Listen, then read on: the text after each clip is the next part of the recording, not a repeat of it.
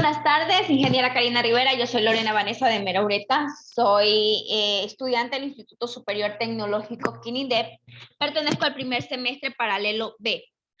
Pues hice un pequeño resumen de lo que es la histología vegetal con sus subtemas, que son la clasificación de la histología vegetal, los tejidos de crecimiento o meristemas y los tejidos definidos. Conocemos que la histología vegetal se la define como el estudio de los tejidos vegetales, tanto vegetales como animales, ¿no? En sus aspectos microscópicos, tanto en características, composición, estructura y su función. Por ello, tiene como herramienta fundamental el microscopio, ya que por este aparato nosotros podemos observar las células, los tejidos del reino tanto plantae como animalia. Las palabras histología proviene del griego histos, que significa tejido, poste o vara, en el sentido de estar de pie. Incluye el sufijo logia, que significa el estudio ciencia. Por lo tanto, la histología estudia las estructuras mínimas que conforman el organismo de los seres vivos. En algunos vegetales se reproducen por la división celular o por esporas. También podemos decir que todo vegetal proviene de una célula inicial, como normalmente lo llaman como la célula huevo, ¿no?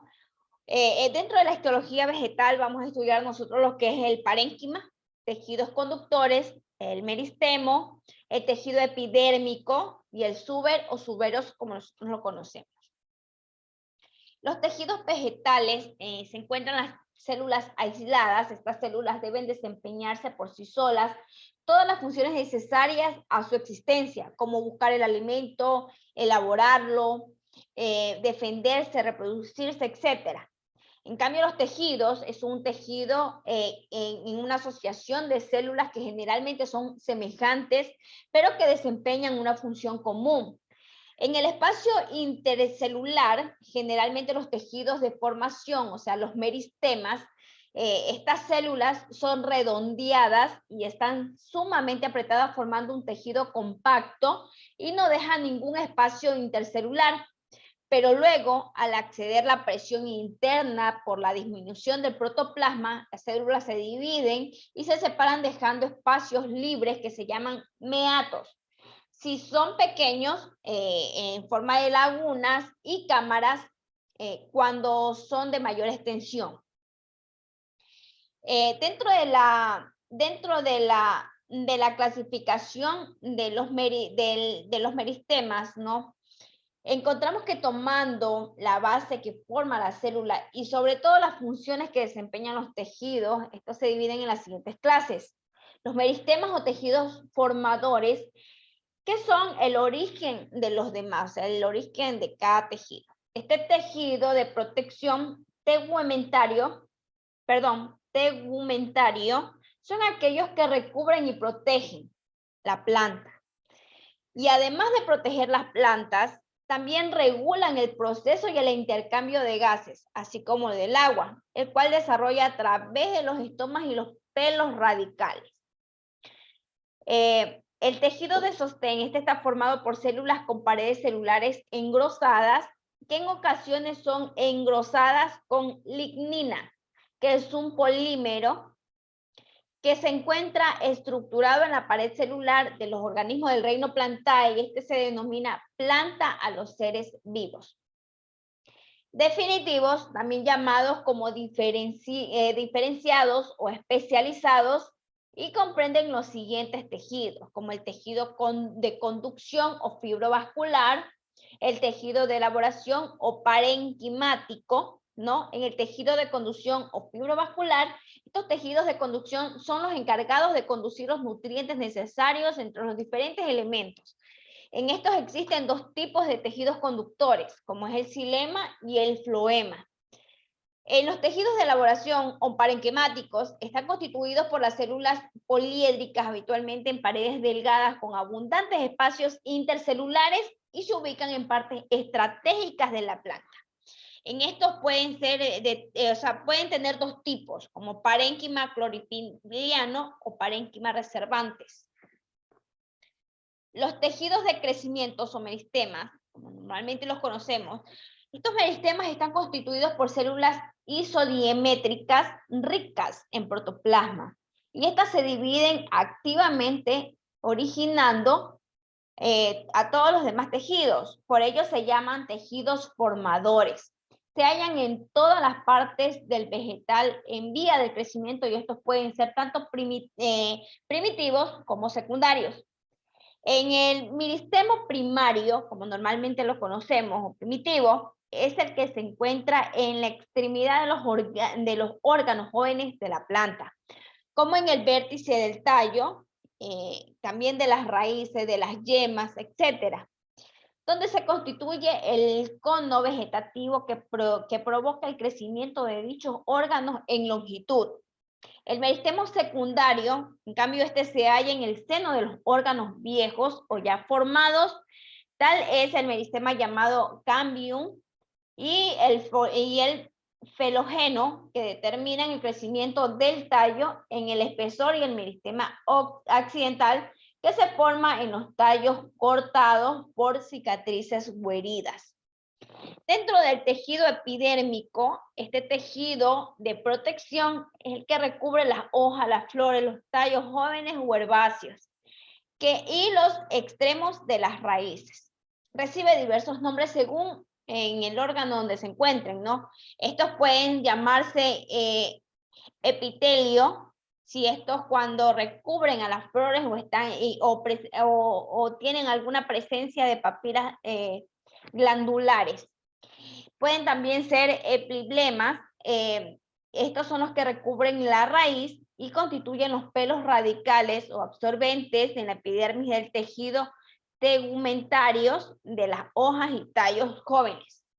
Y las células del tejido epidérmico son aplanadas y carecen de clorofila. Dentro de la formación de la epidermis, entre las formaciones epidérmicas, mencionamos los pelos y los estomas. Estos son una de las más importantes de la planta. Son los pelos que constituyen las células alargadas y a veces ramificadas por los pelos que cumplen la función protectora por su sola presencia. Pero en algunos casos estos segregan.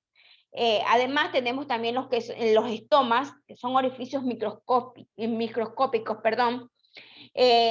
diseminados en la epidermis y que sirven en la comunicación de los tejidos con el medio ambiente. Un estoma está formado por dos células provistas de clorofila.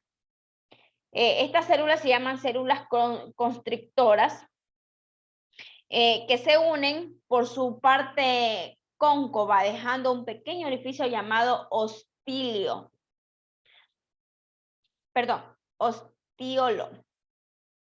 Las clases de los estomas, tenemos los estomas aeríferas y los estomas acuíferas. También tenemos los que son los estomas tenemos los estomas en los vegetales, pueden ser xerófilos o higrófilos. Estos vegetales xerófilos o xerófitos son los que están adaptados para vivir en un medio pobre de agua, como por ejemplo los cactus, ¿no?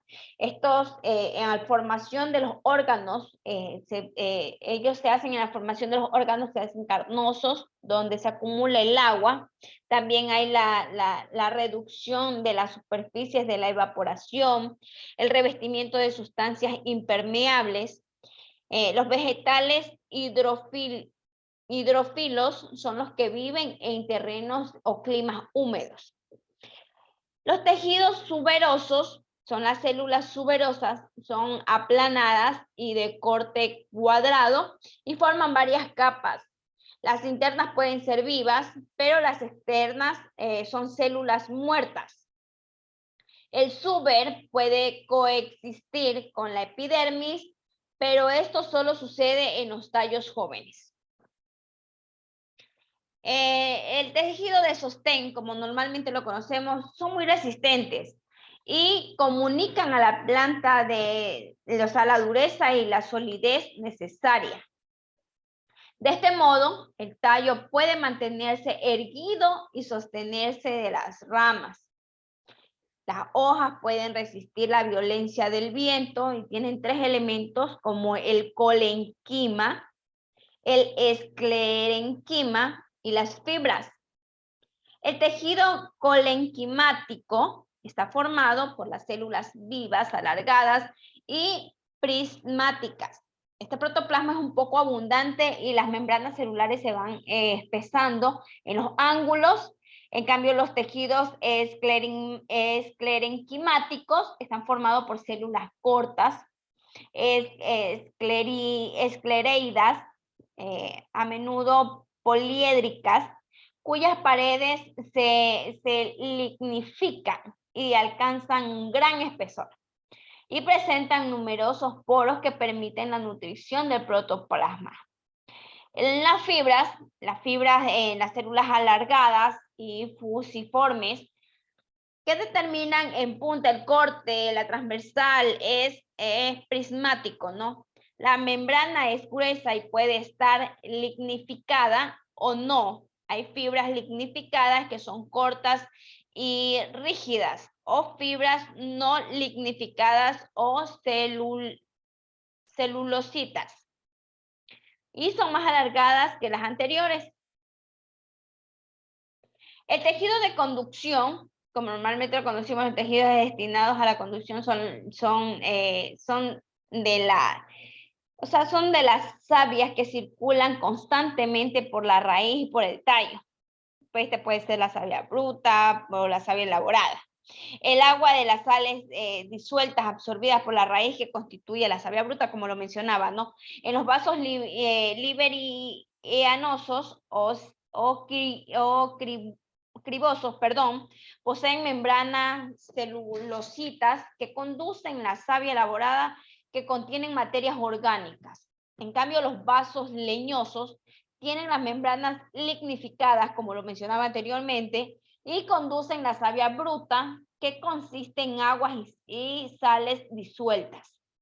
El tejido de elaboración o parénquimas, estos son tejidos formados por una aglomeración de células vivas y esencialmente activas. Su forma es variable, su membrana delgada y su protoplasma abundante constituyen como el laboratorio de la planta, como lo mencionaba anteriormente, pues en ellos se elaboran todas las sustancias que han de servir para la nutrición de la planta. El parénquima clorofiliano o mesofílico es el más importante para las funciones vitales que desempeña la planta.